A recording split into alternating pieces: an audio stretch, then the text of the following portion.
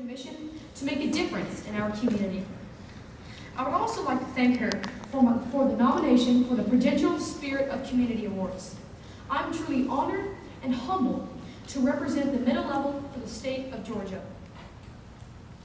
It wasn't hard to come up with what I wanted to talk to you about tonight. I consider myself both blessed yet haunted by the lives of those I recently met.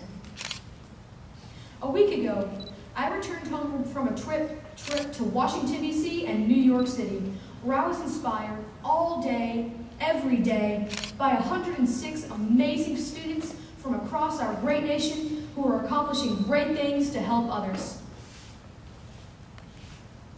Many of these students have or are overcoming huge personal hurdles. Michael Stolzenberg. He is 13 years old from Fort Lauderdale, Florida. Like many of you, athletes is at the top of his list of sports is at the top of his list of priorities. He plays lacrosse and was the quarterback of his youth football team. Michael is a quadruple amputee. In the summer of 2008, at age 8, Michael had to have both his hands and both of his feet surgically removed in a desperate attempt to save his life. What started off as a skin infection led to a bacterial infection, then to septic shock, and then gangrene. He is an inspiration, has an indomitable spirit, and a determination to do everything that he once did. After hearing about the Boston Marathon bombings, Michael and his brother started their own organization called Mikey's Run. He had a goal of raising $1 million to provide to the victims of the Boston bombings who lost their limbs. He has raised over $250,000, including a $100,000 check from some woman named Oprah. He is no longer the quarterback of his youth football team, but he said to me, "I can still throw the football on a pretty tight spiral." He says, "I always had a thing in my head that there was a reason why each of us was put on this planet. I think mine is to help others." Kinsey T. Morrison, aka the Dragon Slayer. She is 17 years old from Goshen, Kentucky. When Kinsey was 5, she first started volunteering by helping out at her local Red Cross.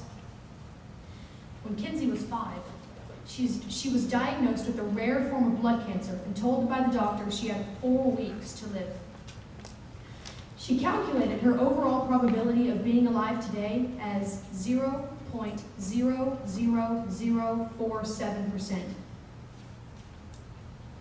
She has been cancer-free for 10 years. Among other prestigious awards, she was the recipient of the Gilda's Club Emily Award in helping the organization raise over $300,000 to help battle cancer. Her advice is, be vulnerable. Don't wallow in self-pity. Hold the door open for people. Take care of your family. Give your seat to an older person. Be kind. Be strong. Be the best you can be, and then strive to be even better. Kinsey is no longer a damsel in distress. I walked away from my time with her with a renewed sense of the present. I realized that while she has been forced to slay dragons and battle formidable opponents, she challenges everyone she meets to do the same. Sean Egan. He is 18 years old from Staten Island, New York. He is a patriot and loves America. He learned about service from his father, a firefighter who died in the 9/11 terrorist attacks. That was when he realized our country has enemies and that our servicemen and women are called upon to stop them. He says, they're the one group most responsible for protecting our way of life, and they deserve our thanks. He founded an organization called Hearing Our Heroes, and he has over 300 students at 6 schools participating on his team. They assist and thank veterans of the U.S. Armed Forces by providing with goods and services, sponsoring events, visiting local military and veteran hospitals. After Hurricane Sandy, his organization helped veterans salvage their belongings and rebuild their homes.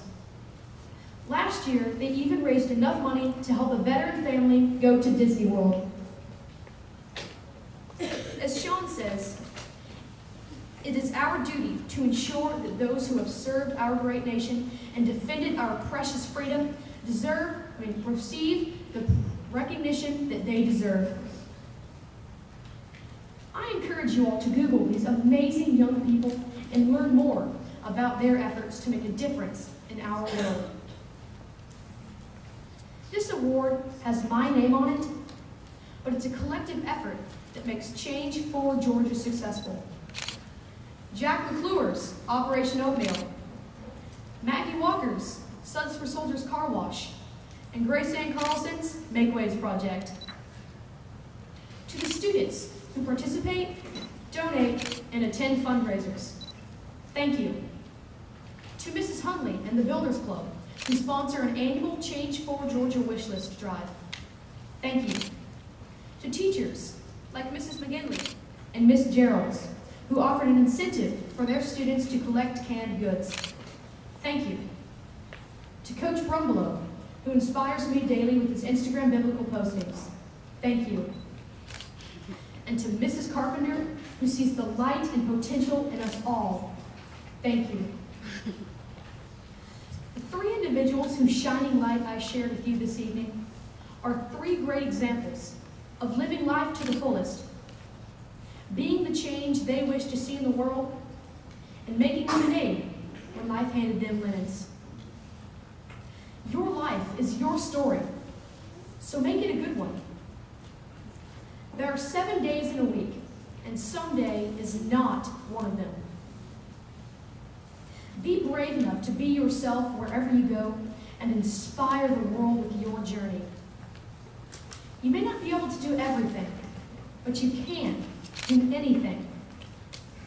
You may not be able to help everybody, but everybody can help somebody. I want to leave you with this thought. We can all learn a lot from a simple box of crayons. Some are sharp, and some are dull. Some are long, and some are short. Some are well used and even have their papers ripped. Some are broken. Some have weird names, and all are different colors. But somehow, they all manage to live in the same box. They support each other. They work together as a team to create beautiful things, and the possibilities are endless. Remember, run hard toward what you really want to accomplish in life, and then live the ride. Thank you so much.